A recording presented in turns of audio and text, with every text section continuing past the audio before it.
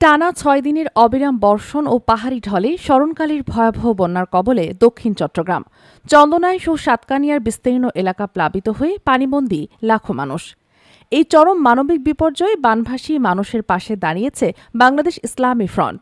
গত মঙ্গলবার দুপুরে সংগঠনের পঞ্চম ধাপের ত্রাণ কার্যক্রমের অংশ হিসাবে চন্দনাইশ ও দোহাজারীর সাঙ্গু উপকূলীয় দুর্গত এলাকা পরিদর্শন করেন দলটির চেয়ারম্যান মাওলানা এম মতিন।